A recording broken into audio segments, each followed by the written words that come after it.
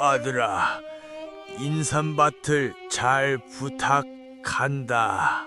하지만 며느리가 마지막 남은 인삼을 삶아버리는데 뭐야? 이 년이 우리 집안을 말아먹으려고 작정했나? 멍청한 년이. 인삼은 왜 삶는 거야? 그 길로 며느리는 쫓겨나고, 하지만 5년 뒤 며느리는 만석군이 되어 돌아오는데 전기수야담을 찾아주셔서 감사합니다. 구독과 좋아요는 사랑입니다. 이야기 한 판 시작해보겠습니다. 조선 중기 중종 임금이 다스리던 무렵의 이야기입니다. 한양에서 사흘길 떨어진 작은 마을이 있었는데 이 마을은 인삼으로 유명했습니다. 산이 깊고 땅이 비옥해서 인삼이 잘 자랐고 마을 사람들은 대대로 인삼을 키워 생계를 이어왔으며 좋은 인삼이 나면 한양의 상인들이 찾아와 비싼 값에 사가곤 했습니다. 이 마을에 연인의 집안도 있었는데 원래는 넉넉하게 살던 양반 가문이었지만 몇 년 전 시아버지께서 돌아가신 후로는 형편이 어려워져 있었습니다. 가을이었습니다. 바람이 차갑게 불어오고 있었는데 인삼밭의 차일이 바람에 흔들렸고 낙엽이 굴러다녔습니다. 연희는 밭 앞에 서서 땅을 내려다보고 있었습니다. 검은 흙 아래 묻혀 있는 것들을 6년 동안 기다려온 것들을 생각하고 있었지요. 6년 전 일이 떠올랐습니다. 시아버지께서 돌아가시던 날이었는데 마지막 순간까지 인삼밭을 걱정하셨고 떨리는 손으로 연희의 손을 잡으셨습니다. 입술이 바짝 말라 있었고 목소리는 가늘었지만 말씀은 또렷했습니다. 이게 우리 가문의 목숨이다. 시아버지께서 힘겹게 말씀하시며 인삼밭을 가리키셨습니다. 그때 막 심은 어린 묘종들이 바람에 흔들리고 있었는데 연약해 보였지만 시아버지의 눈빛만큼은 강했지요. 6년을 기다려라. 6년근이 되면 우리 집안이 다시 일어설 수 있다. 그것이 시아버지의 마지막 말씀이었습니다. 연희는 그날의 약속을 지켰습니다. 6년 동안 인삼밭을 돌봤는데 아침마다 물을 주었고 잡초를 뽑았으며 여름에는 차이를 쳐서 그늘을 만들어 주었고 겨울에는 지프로 덮어 얼지 않게 했습니다.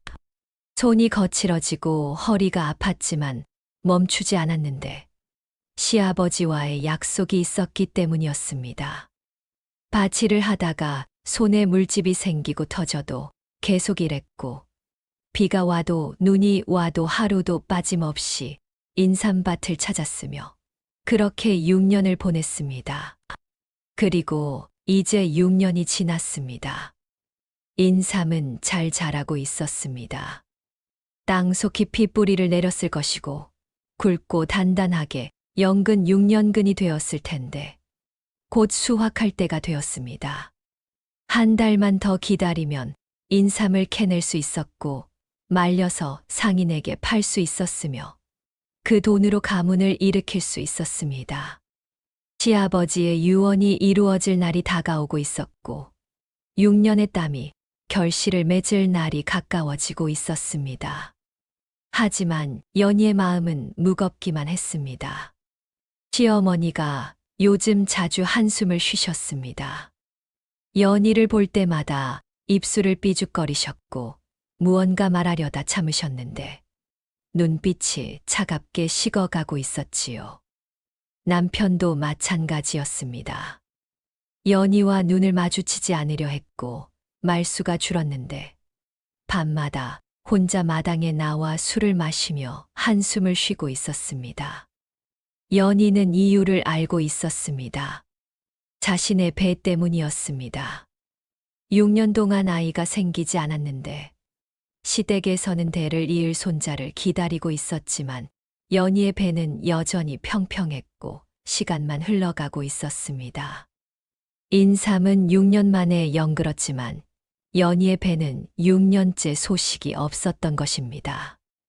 남편은 하나뿐인 아들이었고 시어머니는 손자를 간절히 바라고 계셨으니 연희의 처지가 날로 위태로워지고 있었습니다. 마을 사람들의 수군거림이 들려왔습니다. 우물가에서 빨래를 할 때였는데 아낙네들이 수군대는 소리가 들렸습니다. 연희인 줄 모르고 하는 이야기였지만 또렷하게 들렸고 가슴에 비수처럼 꽂혔습니다. 저 집 며느리 6년째라며? 인삼은 제대로 크는데 배는 왜 안 불러오는지. 아이고, 인삼 팔면 돈은 쌓일 텐데 대가 끊기면 무슨 소용이람. 시어머니가 속 터지시겠어. 연희는 입술을 깨물며 돌아섰습니다. 빨래는 다 하지도 못했지만 더 이상 듣고 싶지 않았습니다. 집으로 돌아오는 내내 눈물이 날 것 같았지만 참았는데 집에 돌아와서도 손을 멈출 수가 없었습니다. 부엌에서 저녁을 준비하고 마당을 쓸면서 계속 몸을 움직였는데 손이 멈추면 생각이 깊어질 것 같았고 그러면 무너져 버릴 것만 같았기 때문이었습니다. 저녁 무렵이었습니다. 시어머니께서 연희를 부르셨습니다. 안방으로 오라고 하셨는데 목소리가 낮고 무거웠으며 평소와 달랐습니다. 연희는 가슴이 철렁 내려앉았습니다. 무슨 일인지 짐작이 갔고 두려웠지만 피할 수 없었으니 천천히 안방으로 향했습니다. 안방문을 열고 들어갔습니다. 시어머니께서 앉아 계셨습니다. 창문으로 들어오는 석양빛이 시어머니의 얼굴을 비추고 있었는데 주름이 깊어 보였고 표정이 굳어 있었지요. 연희를 보는 눈빛이 차가웠습니다. 연희는 무릎을 꿇고 앉았습니다. 한참 동안 침묵이 흘렀습니다. 시어머니께서 입을 열지 않으셨고 연희도 말할 수 없었지요. 방 안에는 무거운 공기만 흐르고 있었습니다. 창밖에서 까마귀가 울었고 바람이 문틈으로 들어와 등잔불을 흔들었으며 연희는 손을 꼭 쥐고 기다릴 수밖에 없었습니다. 드디어 시어머니께서 입을 열었습니다. 연희야. 시어머니의 목소리가 낮게 깔렸습니다. 연희는 고개를 들지 못했지요. 나도 너를 미워하는 건 아니다. 내가 집안일을 잘하는 것도 알고 인삼밭을 열심히 돌본 것도 알고 있다. 시어머니께서 말씀하셨는데 칭찬처럼 들렸지만 연희는 알았습니다.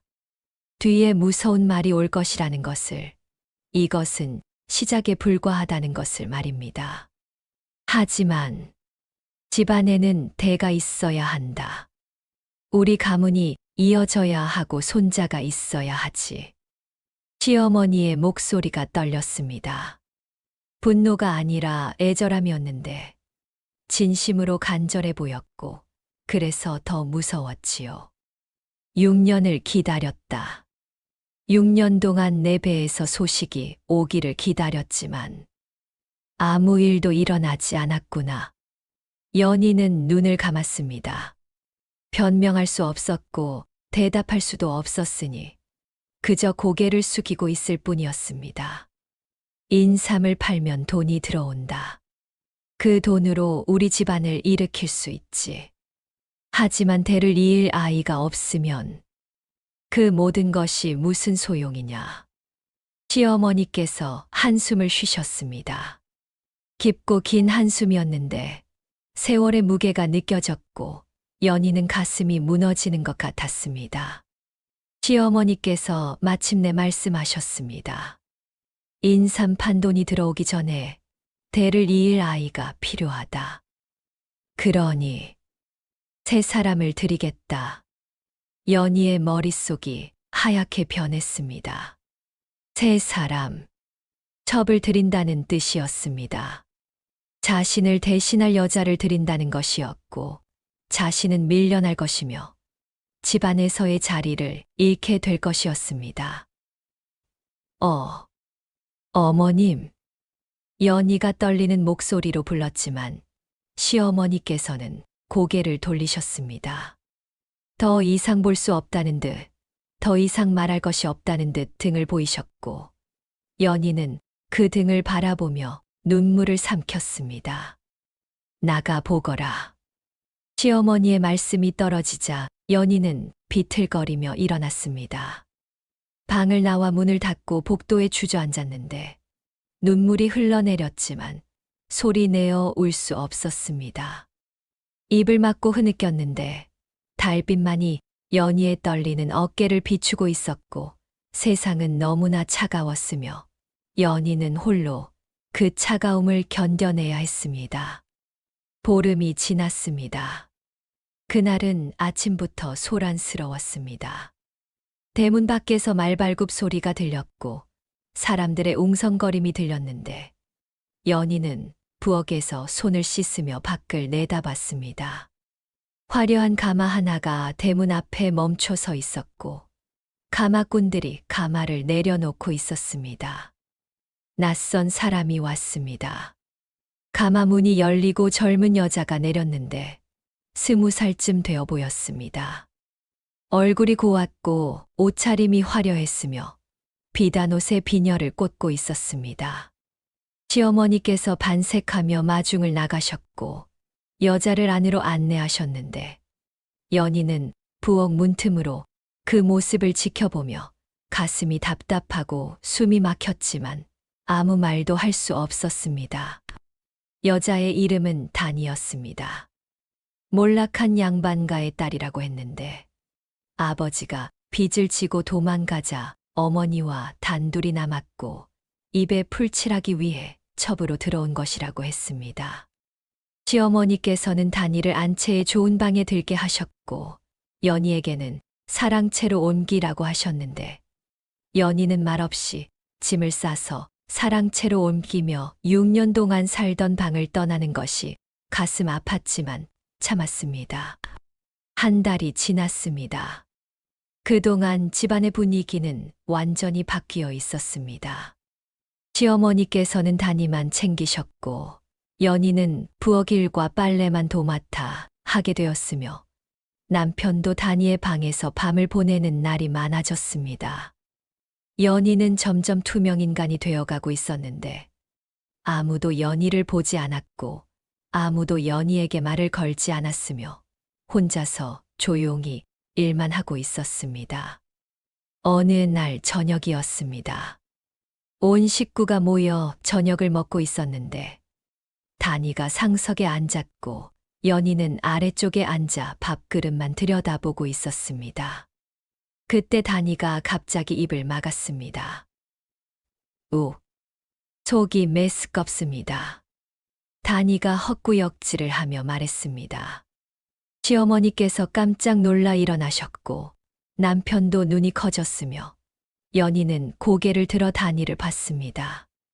단이는 입을 막고 있었는데 얼굴을 찡그리고 있었고 힘들어 보였지만 눈빛만큼은 또렷했습니다. 연희는 그 눈빛을 보고 알았습니다. 연기라는 것을 아직 한 달밖에 안 지났는데 태기가 있을 리 없다는 것을 말입니다. 단이야, 혹시 태기가? 시어머니께서 떨리는 목소리로 물으셨습니다. 단이는 고개를 끄덕이며 수줍게 웃었는데 볼을 붉히고 있었고 연약해 보였으며 시어머니께서는 기뻐서 어쩔 줄 몰라 하셨습니다.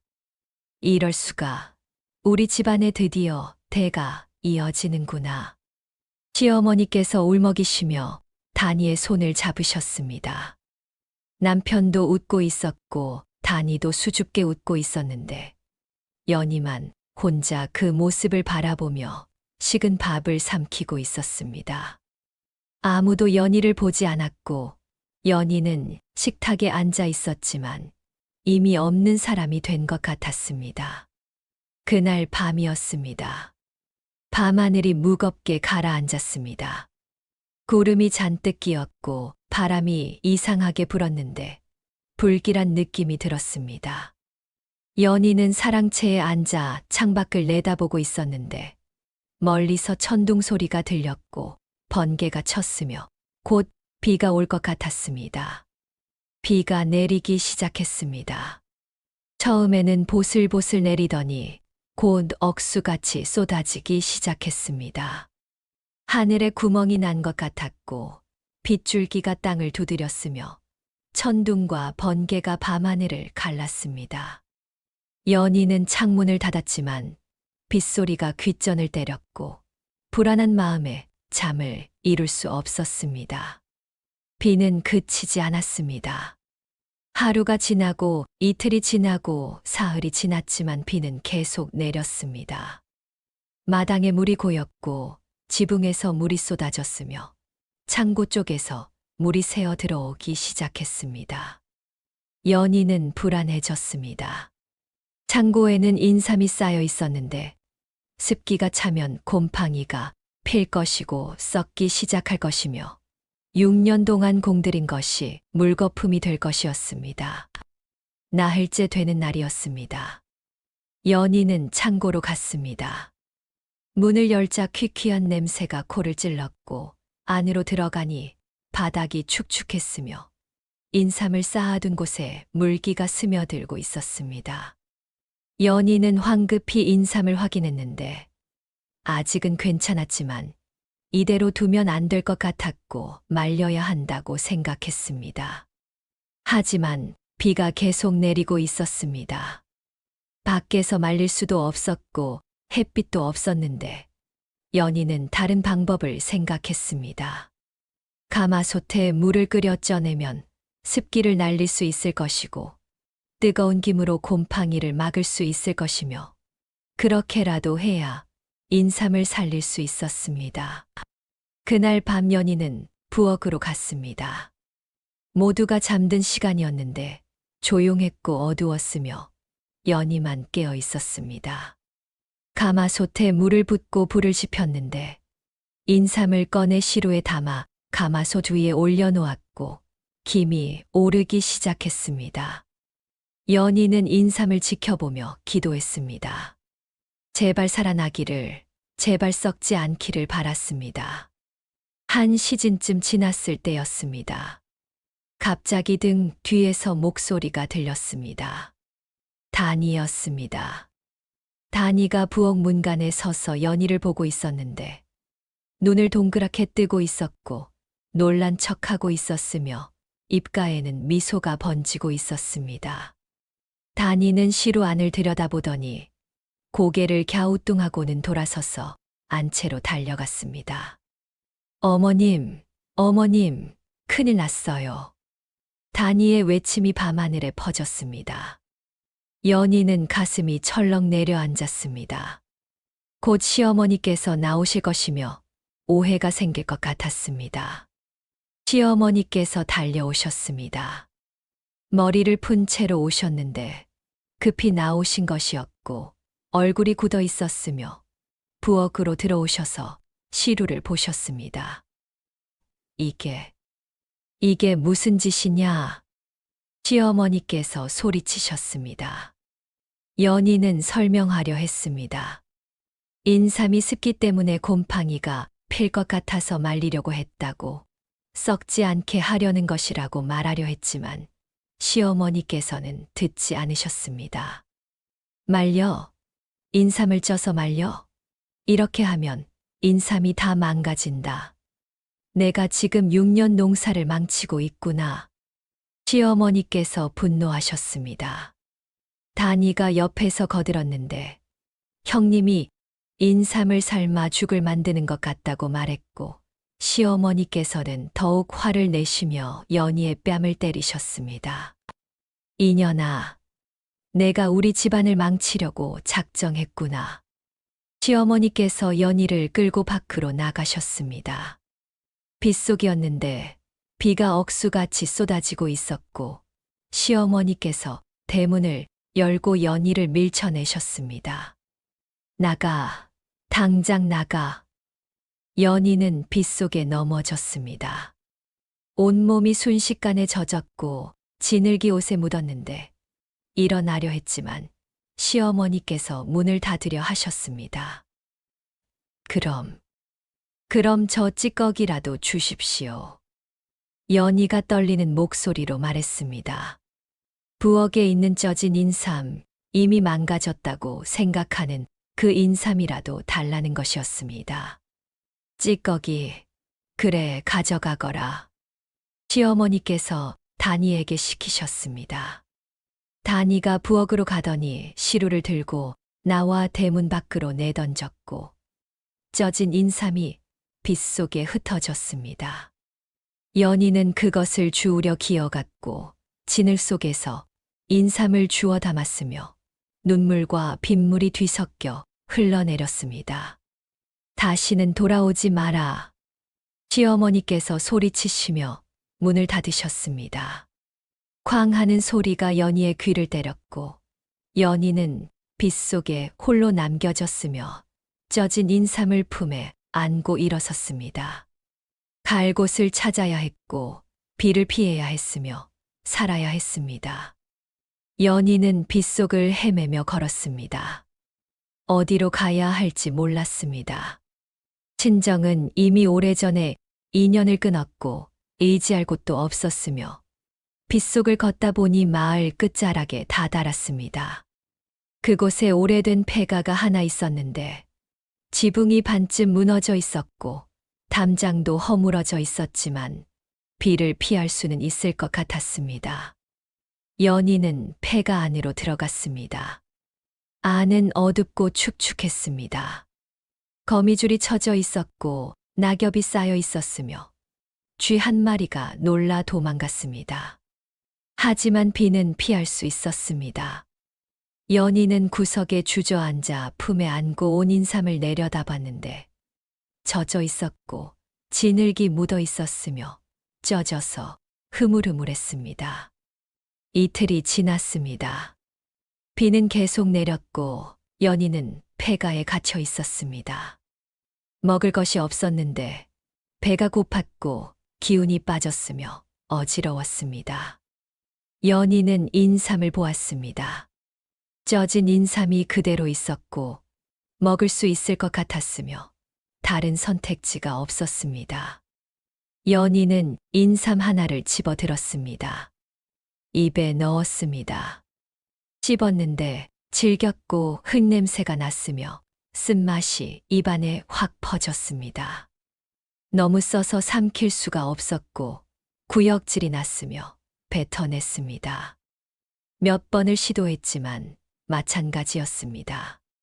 쓴맛이 견딜 수 없을 정도였고 독처럼 느껴졌으며 연희는 좌절했습니다. 독을 더 빼야 한다. 연희가 중얼거렸습니다. 쓴맛은 독 때문이었고 더 쪄서 독을 빼면 먹을 수 있을 것이며 그래야 살 수 있었습니다. 연희는 폐가 마당에 돌을 모아 화덕을 만들었습니다. 깨진 솥뚜껑을 찾았고 빗물을 받아 끓였으며 인삼을 다시 쪘습니다. 한 시진을 쪘습니다. 꺼내서 식혔는데 여전히 썼습니다. 조금 나아진 것 같았지만 먹을 수는 없었고 연희는 다시 쪘습니다. 2번, 3번, 4번을 쪘는데 조금씩 쓴맛이 줄어들고 있었지만 여전히 먹기 힘들었습니다. 비가 그쳤습니다. 닷새 만에 하늘이 개었습니다. 연희는 쪄진 인삼을 햇볕에 말렸는데 돌 위에 펼쳐놓았고 해가 비추었으며 서서히 마르기 시작했습니다. 하루 종일 말렸는데 저녁이 되자 인삼이 단단해졌고 색깔이 조금 변했으며 연한 갈색이 돌기 시작했습니다. 먹어봤습니다. 여전히 썼습니다. 조금 나았지만 먹을 수는 없었고 연희는 또 쪘습니다. 5번째였습니다. 쪘다가 말리고 말렸다가 다시 쪘으며 그 과정을 반복했습니다. 살기 위해서였고 다른 방법이 없었으며 계속할 수밖에 없었습니다. 일주일이 지났습니다. 인삼은 점점 변하고 있었습니다. 색깔이 달라지고 있었는데 갈색이 짙어지고 있었고 투명해지고 있었으며 빛이 비추면 붉게 보이기 시작했습니다. 연희는 그 변화를 느꼈지만 신경 쓸 겨를이 없었습니다. 그저 쓴맛을 없애는 것만 생각했고 먹을 수 있게 만드는 것만 원했으며 계속 쪘습니다. 6번째, 7번째, 8번째를 쪘습니다. 매번 쪄서 말렸고 말려서 또 쪘으며 인삼은 점점 더 단단해지고 있었습니다. 색깔은 이제 확실히 불었는데 젓갈색이었고 투명했으며 마치 호박 같았습니다. 햇빛에 비추면 안쪽이 비쳐 보였고 신비로웠으며 아름다웠습니다. 하지만 연희는 그것을 알아채지 못했습니다. 배가 너무 고팠고 정신이 흐릿했으며 그저 먹을 수 있기만을 바라고 있었습니다. 9번째를 쪘습니다. 마지막 힘을 짜내어 불을 지폈고 물을 끓였으며 인삼을 쪘습니다. 김이 모락모락 올라왔고 시간이 흘렀으며 해가 지고 있었습니다. 연희는 인삼을 꺼내 돌 위에 놓았는데 달빛이 비추고 있었고 별이 빛나고 있었으며 하룻밤을 그대로 말렸습니다. 다음 날 아침이었습니다. 연희는 눈을 떴습니다. 온몸이 무거웠고 일어서기 힘들었으며 머리가 어지러웠습니다. 기어 가듯 밖으로 나갔고 돌 위에 놓인 인삼을 봤습니다. 변해 있었습니다. 완전히 말라 있었는데 단단했고 투명한 붉은색이었으며 햇빛을 받아 반짝이고 있었습니다. 연희는 그것을 집어들었는데 가볍고 단단했으며 예전의 인삼과는 완전히 달라 보였습니다. 연희는 무심코 입에 넣었습니다. 씹었습니다. 쓰지 않았습니다. 연희는 멈췄습니다. 믿을 수 없었습니다. 9번이나 쪄도 쓴맛이 남아 있었는데 이제는 쓰지 않았습니다. 천천히 씹었는데 부드러웠고 입안에서 녹았으며 혀끝에 무언가 퍼져나갔습니다. 단맛이었습니다. 은은한 단맛이었는데 설탕처럼 강하지 않았고 꿀처럼 진하지도 않았지만 부드럽고 깊었으며 입안 가득 퍼져나갔습니다. 연희는 눈을 감았습니다. 삼켰는데 목으로 넘어가며 따뜻함이 느껴졌고 배 속으로 내려가며 온기가 퍼졌으며 온몸에 기운이 돌기 시작했습니다. 이게 뭐지? 연희가 중얼거렸습니다. 손이 떨렸고 가슴이 뛰었으며 믿을 수 없었습니다. 인삼이 이렇게 변할 수 있다는 것이, 쓴맛이 단맛으로 바뀔 수 있다는 것이, 이렇게 좋을 수 있다는 것이 말입니다. 연희는 나머지 인삼들을 봤습니다. 모두 같은 색이었습니다. 9번 쪄서 말린 인삼들이 모두 투명한 붉은색으로 변해 있었고 햇빛을 받아 보석처럼 빛나고 있었으며 아름다웠습니다. 연희는 하나를 더 집어 먹었는데 역시 달았고 좋았으며 기운이 났습니다. 눈물이 흘러내렸습니다. 기쁨의 눈물이었습니다. 살 수 있다는 안도였고 무언가 만들어냈다는 성취감이었으며 버려진 인삼이 보석으로 변했다는 경이로움이었습니다. 연희는 붉은 인삼을 손에 쥐고 하늘을 보았는데 구름 사이로 햇빛이 쏟아지고 있었고 새들이 지저귀고 있었으며 세상이 아름다웠습니다. 이름을 지어야겠다. 연희가 중얼거렸습니다. 이 붉은 인삼은 특별했고 이름이 필요했으며 연희는 생각했습니다. 붉은색이니 홍자를 쓰면 좋을 것 같았고 천년을 살 것 같은 기운이 느껴졌으며 연희는 결정했습니다. 천년홍, 천년을 살게 해주는 붉은 인삼. 연희가 속삭였습니다. 이름이 정해졌고 새로운 것이 탄생했으며 연희는 웃었습니다. 폐가의 구석에서 버려진 여자가 버려진 인삼으로 세상에 없던 보물을 만들어낸 것이었습니다. 한 달이 지났습니다. 연희는 폐가에서 천년홍을 조금씩 먹으며 기력을 회복했습니다. 몸에 힘이 돌았고 정신이 맑아졌으며 이제 무엇을 해야 할지 생각할 수 있게 되었습니다. 천년홍이 남아 있었는데 9번 쪄서 만든 것들이 보자기에 쌓여 있었고 붉게 빛나고 있었으며 연희는 이것을 팔아야겠다고 결심했습니다. 장터로 갔습니다. 한양에서 온 상인들이 모이는 5일장이었는데 사람들이 북적거렸고 물건이 오갔으며 연희는 구석에 자리를 잡고 앉았습니다. 천년홍을 펼쳐놓았는데 붉은색이 햇빛에 반짝이고 있었고 투명했으며 지나가는 사람들이 고개를 돌려 쳐다봤습니다. 이게 뭐요? 하나 낙내가 물었습니다. 연희는 대답했습니다. 인삼입니다. 9번 쪄서 만든 것인데 쓰지 않고 달답니다. 아낙네는 코웃음을 쳤습니다. 인삼이 달리 없다고 속이지 말라고 말하며 가버렸습니다. 몇 사람이 더 다가왔지만 모두 믿지 않았고 이상하게 생겼다고 수근거렸으며 아무도 사려 하지 않았습니다. 연희는 하루 종일 앉아 있었지만 아무것도 팔지 못했고 해가 기울어 가고 있었으며 불안해지기 시작했습니다. 해가 중천에 떴을 무렵이었습니다. 한 남자가 다가왔습니다. 나이가 지긋했고 옷차림이 화려했으며 청나라 상인처럼 보였습니다. 수염을 길게 기르고 있었고 눈빛이 날카로웠으며 천년홍을 보더니 코웃음을 쳤습니다. 이게 인삼이라고?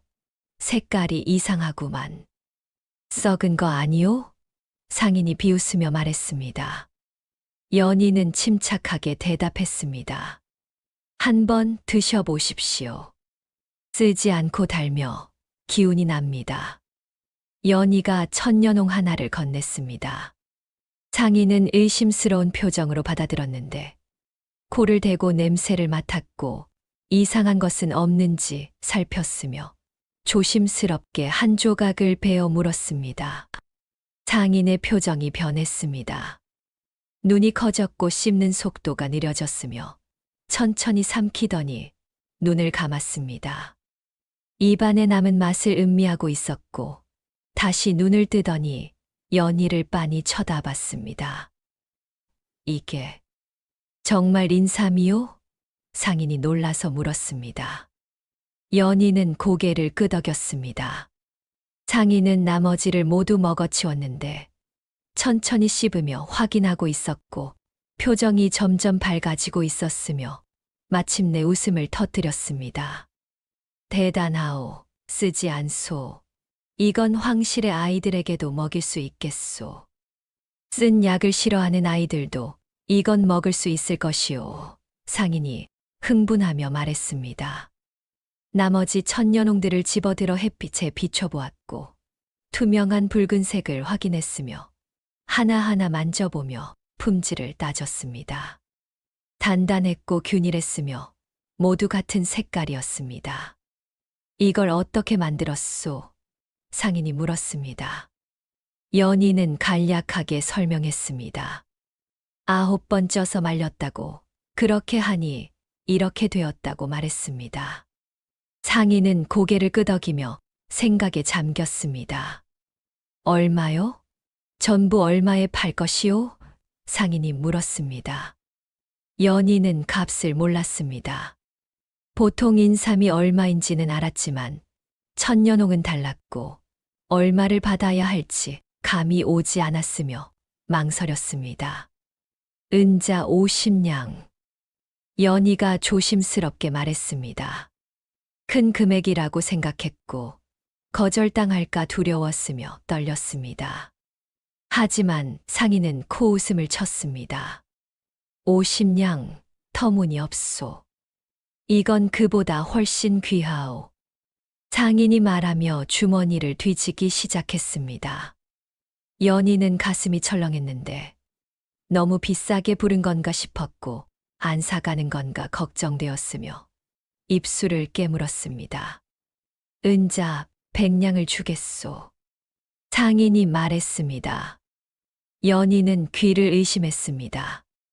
100냥이라고 50냥의 2배라고 엄청난 금액이었습니다. 보통 인삼 한 근에 은자 10냥이었고 연희가 가진 것은 2근 남짓이었으니 5배가 넘는 값이었습니다. 100냥이라고요? 연희가 떨리는 목소리로 물었습니다. 상인은 고개를 끄덕이며 은자를 꺼내기 시작했습니다. 반짝이는 은자들이 쌓였고 하나, 둘, 셋. 100개가 되었으며 연희 앞에 놓였습니다. 이건 귀한 것이요. 한양에 가져가면 더 비싸게 팔 수 있을 것이요. 앞으로도 만들 수 있소. 상인이 물었습니다. 연희는 고개를 끄덕였습니다. 만들 수 있었고 방법을 알고 있었으며 얼마든지 만들 수 있었습니다. 좋소. 다음에 또 만들거든 내게 먼저 알리시오. 얼마든지 사겠소. 상인이 말하며 명함을 건넸습니다. 한양의 큰 약재상 주인이었고 왕실에도 납품하는 곳이었으며 연희는 명함을 소중히 받아 품에 넣었습니다. 같은 시각 연희의 시댁에서는 다른 일이 벌어지고 있었습니다. 창고 문이 열렸습니다.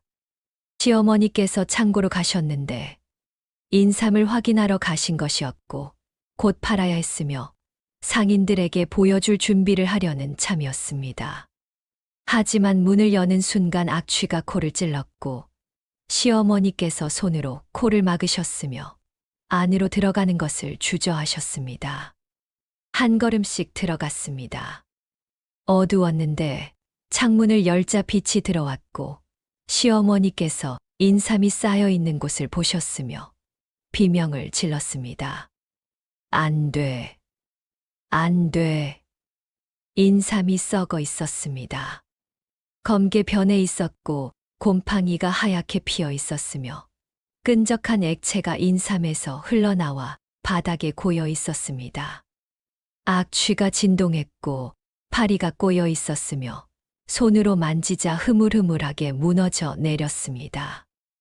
6년을 공들인 인삼이 모두 망가져 있었고 쓸모없는 쓰레기가 되어 있었으며 시어머니께서 그 자리에 주저앉으셨습니다. 이럴 수가. 6년을. 시어머니께서 울부짖으셨습니다.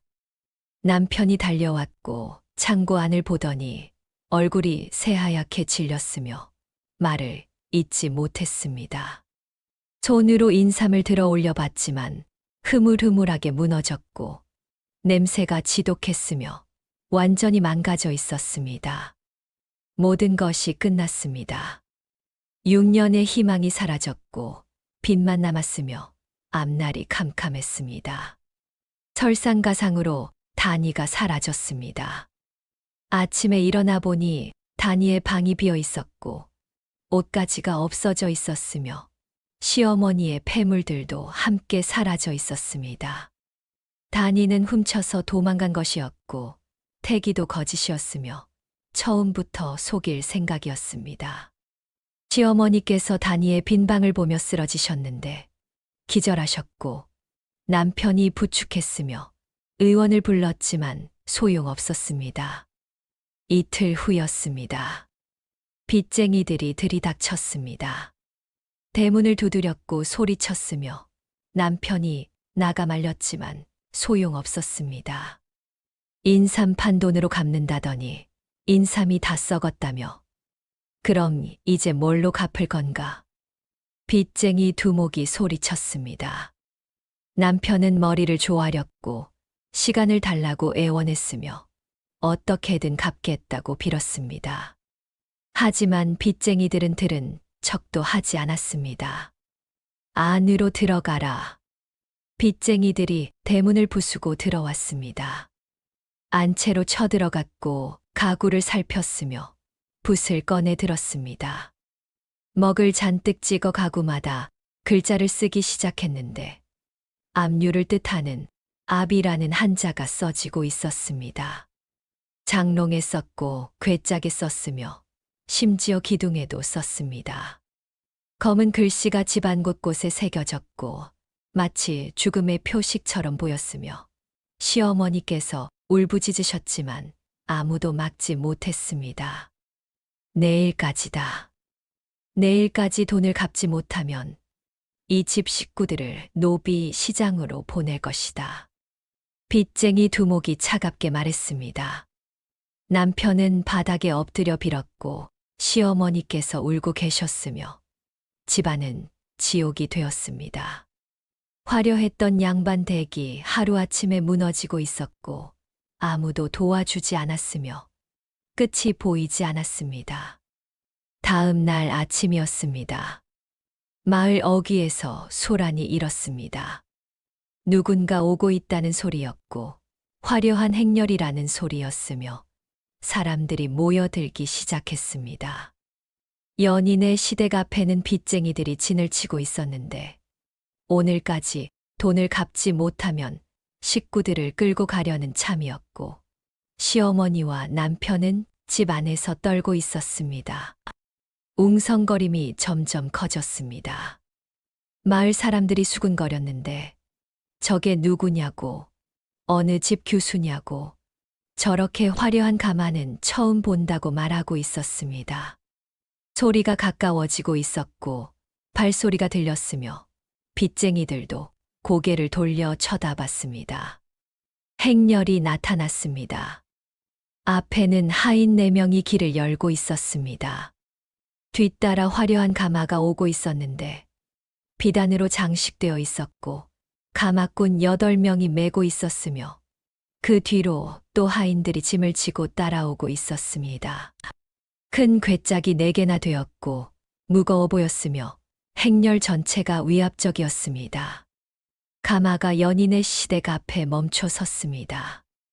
빚쟁이들이 가로막고 있었는데 행렬이 서자 당황했고 두목이 앞으로 나섰습니다. 뭐야, 누구냐?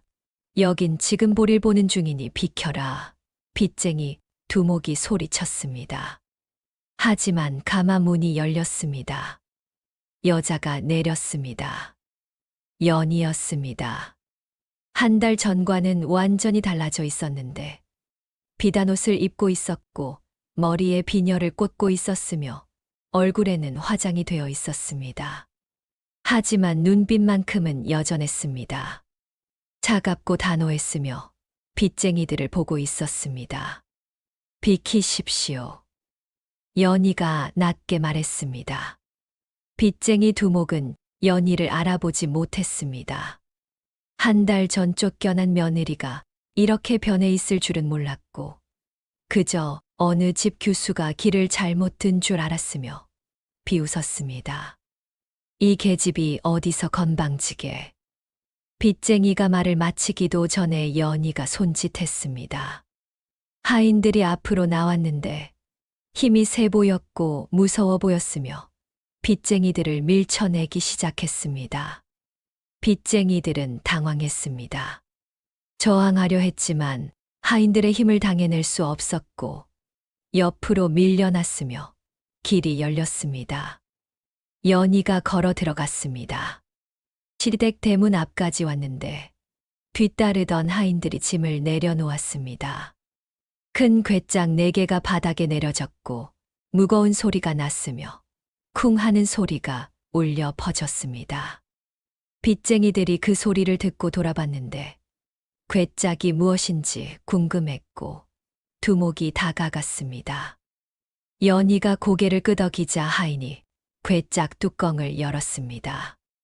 안에 은자가 가득 차 있었습니다. 반짝이는 은자들이 햇빛에 빛나고 있었고 괴짝 가득 쌓여 있었으며 빚쟁이들의 눈이 커졌습니다.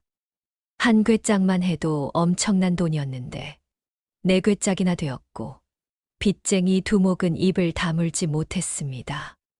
이 돈이면 빚을 갚고도 남을 테니 당장 내 시댁 식구들에게서 손 떼시오. 연희가 차갑게 말했습니다.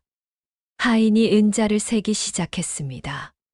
하나하나 꺼내 쌓았는데 빚쟁이들이 지켜보고 있었고 정확히 센 다음 빚쟁이 두목에게 내밀었습니다. 빚진 금액보다 많았고 이자까지 다 갚을 수 있었으며 빚쟁이 두목은 은자를 받아들고 물러갈 수밖에 없었습니다.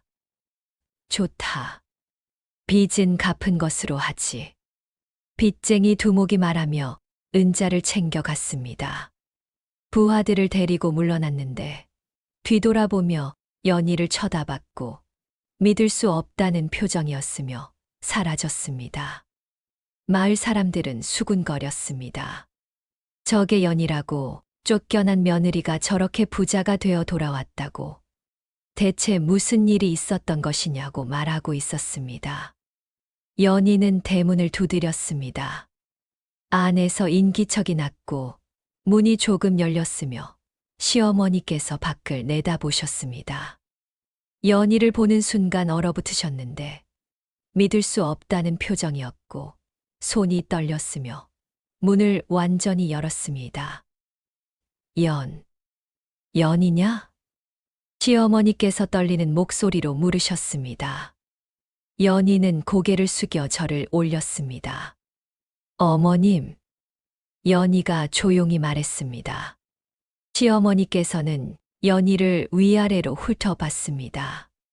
비단옷을 입고 있었고 비녀를 꽂고 있었으며 화려한 행녀를 데리고 왔고 방금 빚을 갚았으며 도저히 이해할 수 없었습니다.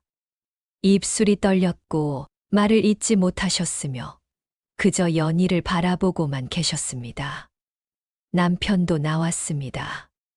연희를 보고 얼어붙었고 입을 벌린 채 서 있었으며 아무 말도 하지 못했습니다. 연희는 하인에게 손짓했습니다. 하인이 작은 보자기를 가져왔는데 연희가 받아 시어머니께 건넸습니다. 이것을 보십시오. 연희가 말했습니다. 시어머니께서 떨리는 손으로 보자기를 풀었습니다.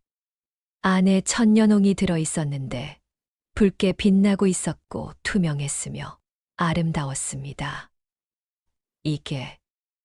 이게 뭐냐? 시어머니께서 천년홍을 집어들며 물으셨습니다. 손이 떨렸고 숨이 가빠졌으며 무언가 예감이 들었지만 믿고 싶지 않았습니다. 그날 밤 제가 쪄서 망가뜨렸다던 그 인삼입니다. 연희의 말에 시어머니께서 움찔하셨습니다. 천년홍을 보는 눈빛이 흔들렸고 입술이 떨렸으며 숨을 멈춘 듯 연희를 바라봤습니다. 어머님께서 찌꺼기라며 빗속에 내던지신 그것입니다. 연희가 조용히 말을 이었습니다. 시어머니의 얼굴이 창백해졌습니다. 그날 밤이 떠올랐습니다. 폭우가 쏟아지던 밤, 연희를 빗속으로 내쫓으며 소리쳤던 자신의 목소리가 시루를 내던지며 비웃었던 자신의 모습이 선명하게 떠올랐습니다. 9번을 쪘습니다. 쪄서 말리고 말려서 다시 찌기를 9번 반복했더니 이렇게 되었습니다. 연희가 설명했습니다. 시어머니께서는 천년홍을 들여다보며 손이 떨렸습니다. 햇빛에 비춘이 투명하게 빛났고 정말로 아름다웠으며 이것이 자신이 찌꺼기라고 버렸던 것이라는 사실이 믿기지 않았습니다. 쓰지 않고 달며 기운이 납니다. 한양의 큰 약재상에서 은자 100냥에 사갔고 앞으로도 계속 만들어 팔 수 있습니다. 연희의 말이 끝나자 시어머니의 입술이 파르르 떨렸습니다. 100냥 그 엄청난 돈이 자신이 찌꺼기라고 내던진 것에서 나왔다는 것이 도저히 받아들여지지 않았습니다.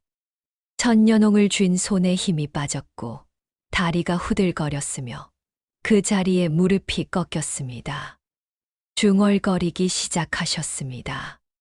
자신이 뭘 한 건지, 이게 보물이었는데 찌꺼기라고 쓰레기라고 버렸다고 목소리가 떨렸습니다. 눈에서 눈물이 흘러내렸는데 천년홍을 내려다보며 흐느끼셨고 온몸이 떨렸으며 마을 사람들이 지켜보는 앞에서 무너져 내렸습니다. 그날 밤 연희의 얼굴이 떠올랐습니다. 빗속에서 떨며 애원하던 연희의 모습이 찌꺼기라도 주십시오라고 말하던 그 목소리가 귓전을 때렸습니다.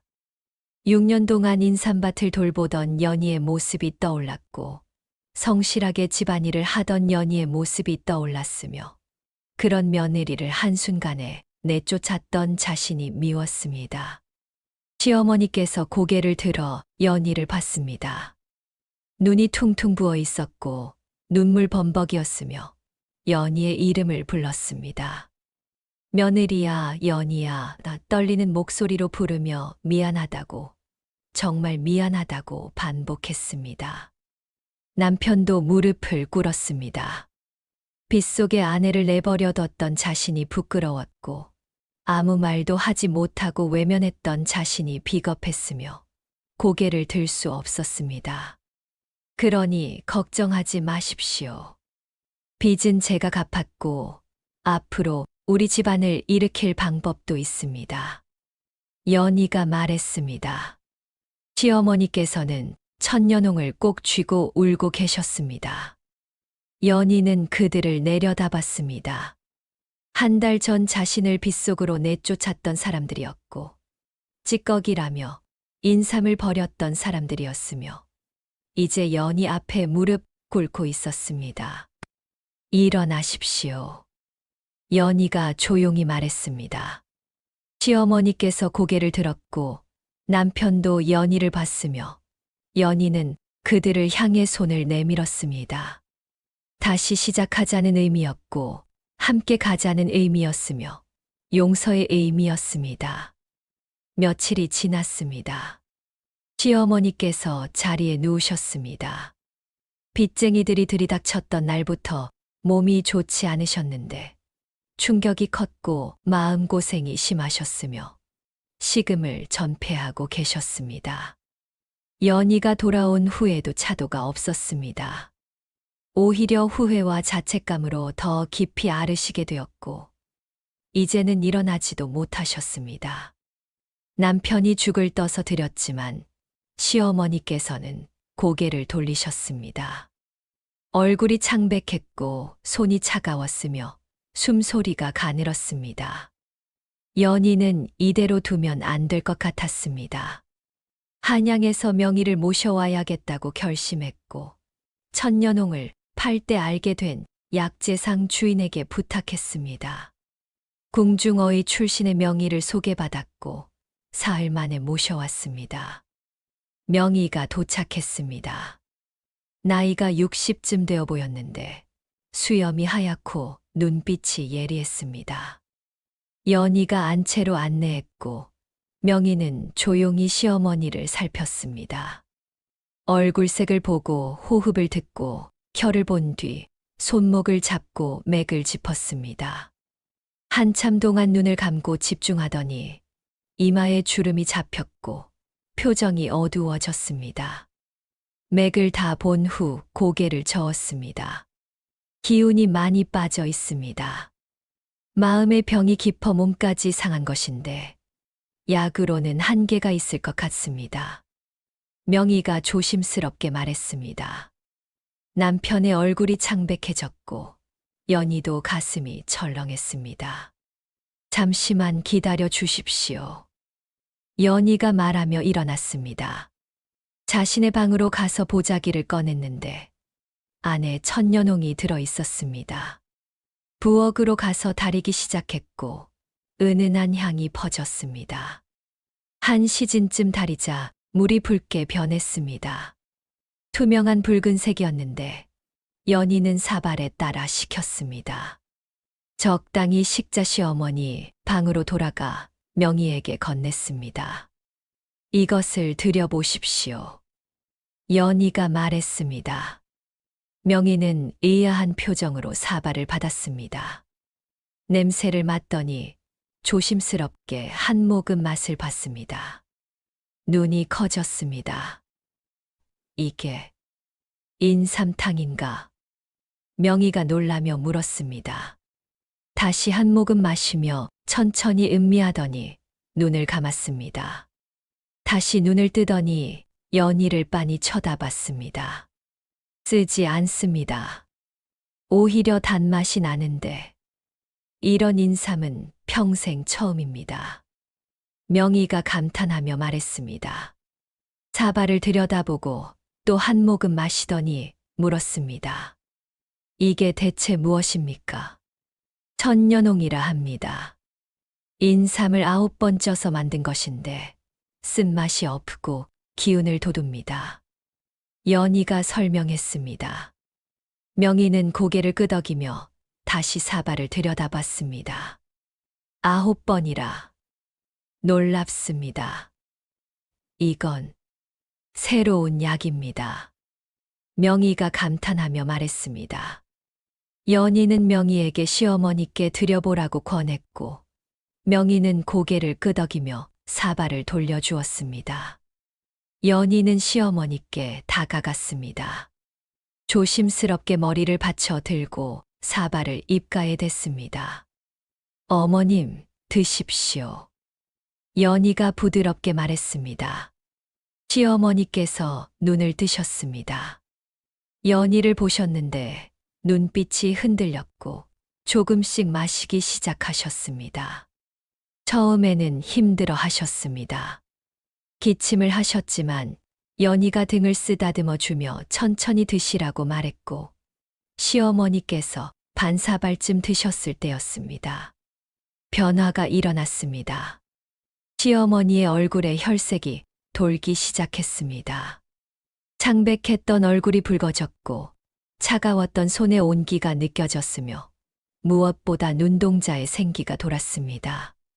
흐릿했던 눈빛이 또렷해졌고 연희를 제대로 보고 계셨습니다. 명희가 놀라 다시 맥을 짚었습니다. 아까보다 맥이 강해져 있었고 명희는 눈을 크게 뜨며 고개를 끄덕였습니다. 신기합니다. 정말 신기합니다. 기운이 돌고 있습니다. 명희가 감탄하며 말했습니다. 연희는 안도의 한숨을 쉬었고 시어머니께서 연희를 보셨습니다. 연희야, 이게 뭐냐? 달고 좋구나. 시어머니께서 가늘게 불렀습니다. 연희는 시어머니의 손을 잡고 조용히 설명했습니다. 천년홍입니다. 인삼을 9번 쪄서 만든 것입니다. 연희가 말했습니다. 시어머니께서 사발을 보시더니 연희를 보셨습니다. 무언가 깨닫는 표정이었고 눈에 눈물이 고였습니다. 이게 그때 내가 버린 그 찌꺼기냐? 시어머니께서 떨리는 목소리로 물으셨습니다. 연희는 고개를 끄덕였습니다. 시어머니께서 눈물을 흘리셨습니다. 자신이 찌꺼기라며 버렸던 것이 이렇게 자신을 살리고 있다는 것이, 자신이 내쫓았던 며느리가 이렇게 자신을 돌보고 있다는 것이 견딜 수 없을 만큼 미안했습니다. 어머니, 썩은 게 아니었습니다. 제가 황금으로 바꿨을 뿐입니다. 연희가 조용히 말했습니다. 시어머니께서 흐느끼며 연희의 손을 꼭 잡으셨습니다. 목이 메어 말이 나오지 않았고 그저 눈물만 흘리셨습니다. 계속 이것을 드시면 차도가 있을 것입니다. 하루에 2번 아침 저녁으로 드시면 기운이 돌아올 것입니다. 명희가 조언했습니다. 연희는 고개를 끄덕였습니다. 명희는 잠시 망설이다가 조심스럽게 물었습니다. 부인, 실례지만 이 천년홍을 제가 몇 뿌리 구입할 수 있겠습니까? 한양에 돌아가 다른 환자들에게도 써보고 싶습니다. 명희가 말했습니다. 연희는 흔쾌히 고개를 끄덕였습니다. 얼마든지 드리겠습니다. 앞으로도 계속 만들 수 있으니 필요하시면 언제든 말씀하십시오. 연희가 대답했습니다. 명희는 고맙다며 웃었고 이 천년홍이 세상에 알려지면 많은 사람을 살릴 수 있을 것이라고 말했습니다. 그날부터 연희는 매일 천년홍을 다렸습니다. 시어머니께서는 하루가 다르게 좋아지셨습니다. 사흘 후에는 죽을 드실 수 있었고 일주일 후에는 앉아 계실 수 있었으며 보름 후에는 마당을 거닐 수 있게 되셨습니다. 어느 날 저녁이었습니다. 시어머니께서 방에서 쉬고 계실 때 남편이 연희를 마당으로 불렀습니다. 달이 밝았고 바람이 시원했으며 남편은 한참 동안 말을 잇지 못하고 서 있었습니다. 연희는 남편을 보며 기다렸습니다. 연희야. 남편이 떨리는 목소리로 불렀습니다. 고개를 들 수 없었고 손이 떨렸으며 부끄러웠습니다. 나도 미안하다. 그날 밤 빗속에 내가 쫓겨날 때 나는 아무 말도 하지 못했다. 남편이 고백했습니다. 목소리가 떨렸고 눈에 눈물이 고였으며 계속 말했습니다. 아내를 지키지 못했다. 어머니 앞에서 나는 비겁했고 아무것도 하지 못했다. 용서해다오. 남편이 무릎을 꿇었습니다.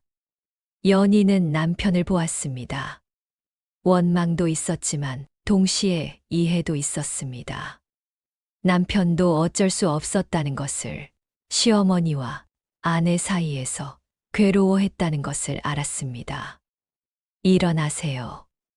연희가 조용히 말했습니다. 남편의 손을 잡아 일으켰고 미소를 지었습니다. 과거는 지나갔습니다. 이제 우리 함께 다시 시작합시다. 연희가 말했습니다. 남편은 연희의 손을 꼭 잡았습니다. 고맙다고, 미안하다고 반복하며 눈물을 흘렸고 연희는 남편의 등을 토닥여 주었습니다. 한 달이 지났습니다. 시어머니께서 마당에서 해를 쬐고 계셨습니다. 얼굴에 혈색이 돌았고 걸음걸이도 안정되었으며 예전의 건강을 되찾고 계셨습니다. 연희가 천년홍을 우린 차를 내왔고 시어머니께 드렸습니다. 연희야, 고맙다. 시어머니께서 말씀하셨습니다. 진심이었고 눈물이 글썽였습니다. 괜찮습니다, 어머님. 우리는 가족입니다. 연희가 미소 지으며 말했습니다. 시어머니께서도 웃으셨는데 오랜만의 웃음이었고 따뜻했으며 마당에는 평화가 찾아오고 있었습니다. 석 달이 지났습니다. 시어머니께서 완전히 회복하셨습니다. 이제는 마당을 거닐 뿐 아니라 집안일도 하실 수 있게 되었고 얼굴에는 생기가 돌았으며 예전보다 더 건강해 보이셨습니다. 천년홍을 매일 드신 덕분이었습니다. 어느 날 아침이었습니다. 연희는 마당에서 천년홍을 말리고 있었습니다. 햇빛에 붉게 빛나는 천년홍들이 돗자리 위에 펼쳐져 있었고 연희는 하나하나 뒤집으며 골고루 마르도록 하고 있었습니다. 시어머니께서 마루에 앉아 그 모습을 지켜보고 계셨는데 한참을 바라보시다가 일어나 연희에게 다가오셨습니다. 연희야.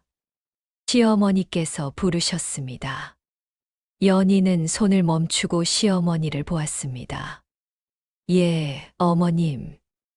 나와 내 남편이 너에게 할 말이 있다. 시어머니께서 말씀하시며 안채로 들어가셨습니다.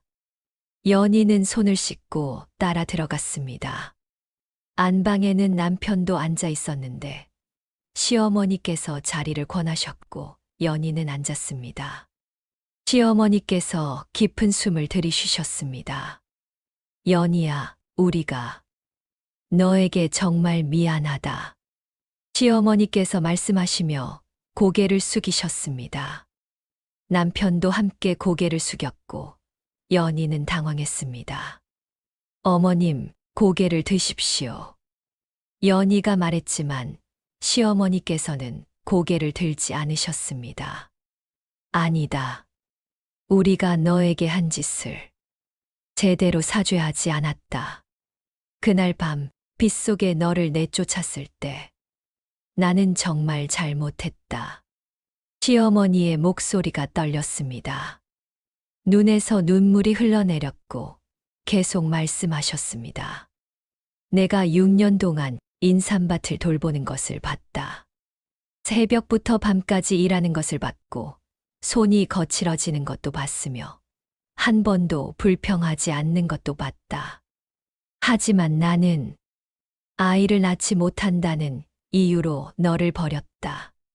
시어머니께서 흐느끼셨습니다. 남편도 고개를 숙인 채 눈물을 흘리고 있었고 연희는 두 사람을 보며 가슴이 아팠습니다. 인삼이 썩었을 때 나는 내 탓을 했다. 내가 망쳤다고 소리쳤고 빗속으로 내쫓았으며 찌꺼기라며 버렸다. 하지만 그 찌꺼기가 보물이었고 우리를 살렸으며 나를 살렸다. 시어머니께서 고개를 들어 연희를 보셨습니다. 눈이 퉁퉁 부어 있었고 얼굴이 눈물로 젖어 있었으며 진심으로 후회하고 계셨습니다. 용서해다오. 정말 미안하다. 시어머니께서 말씀하시며 다시 고개를 숙이셨습니다. 남편도 함께 절을 올렸고 연희는 그들을 보며 눈물이 났습니다. 원망도 있었고 서운함도 있었지만 이제는 내려놓고 싶었습니다. 일어나십시오. 연희가 말하며 시어머니의 손을 잡았습니다. 시어머니께서 고개를 들었고 연희는 그들을 일으켜 세웠습니다. 시어머니와 남편을 보며 조용히 말하기 시작했습니다. 어머니, 인삼은 썩은 것이 아니었습니다. 연희가 천천히 말했습니다. 시어머니께서 연희를 보셨고 연희는 계속 말했습니다. 붉은 보석이 되기 위해 뜨거운 불을 견딜 시간이 필요했을 뿐입니다. 9번의 불을 견뎌야 했고 9번의 시련을 이겨내야 했으며 그래야 천년홍이 될 수 있었습니다. 연희가 말하며 창밖을 보았습니다. 마당에는 천년홍이 햇빛에 반짝이고 있었고 붉게 빛나고 있었으며 아름다웠습니다. 우리도 마찬가지입니다. 그날 밤의 빗속이 필요했고 폐가에서의 시간이 필요했으며 버려진 인삼이 필요했습니다.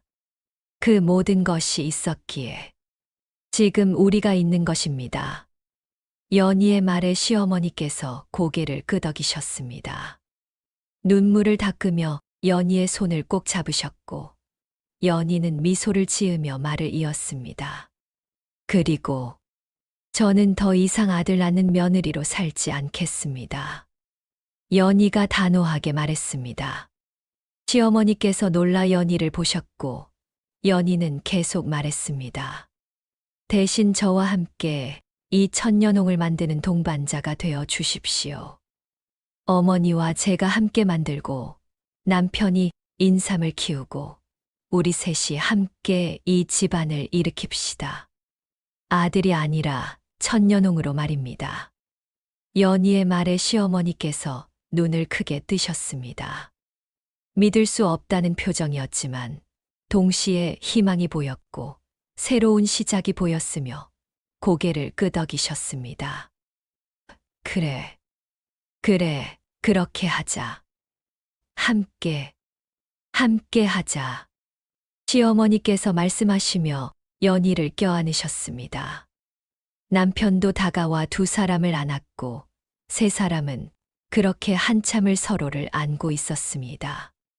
새로운 시작이었고 새로운 가족이었으며 새로운 희망이었습니다. 그날부터 세 사람은 함께 일하기 시작했습니다. 남편은 인삼밭으로 갔습니다. 새로운 인삼을 심기 시작했는데 연희가 알려준 대로 좋은 땅을 골랐고 정성껏 심었으며 매일 돌보았습니다. 시어머니께서는 연희와 함께 천년홍을 만들기 시작했습니다. 인삼을 쪄서 말리고 말려서 다시 찌는 일을 함께 했는데 처음에는 서툴렀지만 점점 익숙해졌고 연희만큼 잘하게 되었습니다. 연희는 장사를 시작했습니다. 한양의 약재상과 연락을 주고받았고 천년홍을 정기적으로 납품하기 시작했으며 입소문이 퍼지기 시작했습니다. 쓰지 않은 인삼이라는 소문이 퍼졌고 아이들도 먹을 수 있다는 소문이 퍼졌으며 귀한 약이라는 소문이 퍼졌습니다. 주문이 쏟아지기 시작했습니다.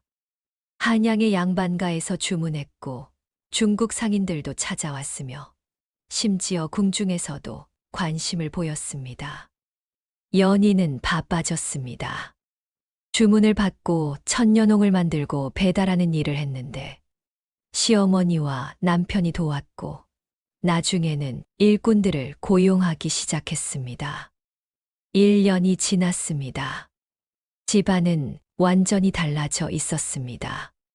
빚을 다 갚았고 새 창고를 지었으며 더 많은 땅을 사서 인삼을 심었습니다.